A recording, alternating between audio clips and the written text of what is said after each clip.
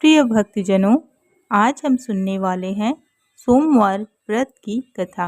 एक समय की बात है, किसी नगर में एक साहूकार रहता था। उसके घर में धन की कोई भी कमी नहीं थी, लेकिन उसकी कोई भी संतान नहीं थी। इस कारण वह बहुत ही दुखी रहता था। पुत्र प्राप्ति के लिए वह प्रत्येक सोमवार का व्रत रखता और पूरी श्रद्धा के साथ शिव मंदिर में जाकर के भगवान शिव और माता पार्वती की पूजा करता था। उसकी भक्ति को देखकर एक दिन माँ पार्वती प्रसन्न हो गईं और भगवान शिव से उस साहूकार की मनोकामना पूर्ण करने का आग्रह किया। पार्वती जी की इच्छा सुनकर भगवान शिव ने कहा, हे पार्वती, इस संसार में हर प्राणी को उसके कर्मों का फल मिलता है और जिसके भाग्य में जो हो उसे भोगना ही पड़ता है। लेकिन पार्वती जी ने साहूकार की भक्ति का मान रखने के लिए उसकी मनोकामना पूर्ण करने की इच्छा जताई।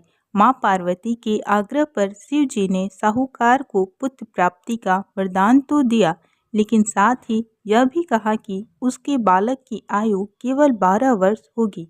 माता पार्वती और भगवान शिव की बातचीत को साहूकार सुन रहा था। उसने ना तो कोई बात की खुशी जताई और ना ही किसी बात का दुख। वह पहले की भांति ही शिव जी की पूजा करता रहा। कुछ समय बाद साहूकार के घर में एक पुत्र का जन्म हुआ।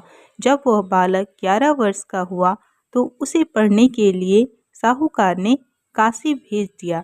साहूकार ने पुत्र के मामा को बुला करके उसे बहुत सारा धन दिया और कहा कि तुम इस बालक को काशी विद्या प्राप्ति के लिए लेकर जाओ और मार्ग में यज्ञ कराना। जहाँ भी यज्ञ कराओ वहाँ ब्राह्मणों को भोजन कराते और दक्षिणा देते हुए जाना। दोनों मामा और भांजा इसी तरीके से यज्ञ कराते और ब्राह्मणों को दान दक्षिणा देते काशी की ओर चल पड़े। रात में एक नगर पड़ा, जहाँ नगर के राजा की कन्या का विवाह था, लेकिन जिस राजकुमार से उसका विवाह होने वाला था वह एक आंख से काना था। राजकुमार के पिता ने अपने पुत्र के काना होने की बात छुपाने के लिए एक चाल सोची।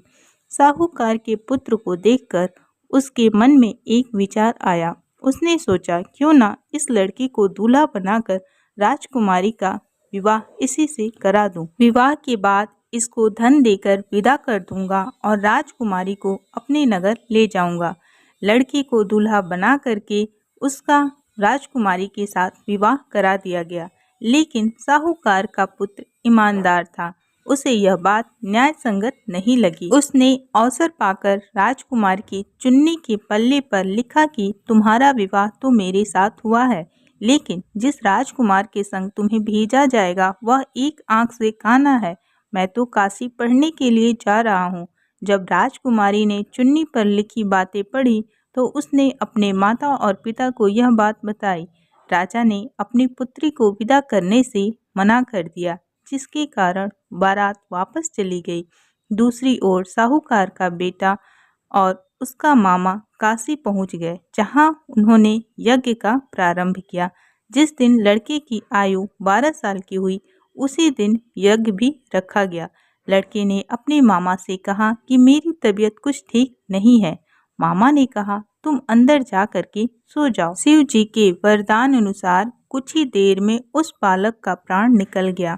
मृत भांजे को देख करके उसके मामा का विलाप शुरू हो गया। संयोगवश उसी समय शिव जी और माता पार्वती उधर से जा रहे थे। पार्वती जी ने भगवान से कहा कि स्वामी, मुझे इसके रोने के स्वर सहन नहीं हो रहे हैं, आप इस व्यक्ति के कष्ट को अवश्य दूर करें। जब शिव जी ने मृत बालक के समीप गए तो उन्होंने कहा, यह वही साहूकार का पुत्र है जिसे मैंने 12 वर्ष की आयु का वरदान दिया था। अब इसकी आयु पूरी हो चुकी है। लेकिन मातृभाव से विभोर माता पार्वती ने कहा कि हे महादेव, आप इस बालक को और आयु देने की कृपा करें, अन्यथा इसके वियोग में इसके माता पिता भी तड़प तड़प के मर जाएंगे। माता पार्वती के आग्रह पर भगवान शिव ने उस लड़के को जीवित होने का वरदान दिया। शिव जी की कृपा से वह लड़का जीवित हो गया।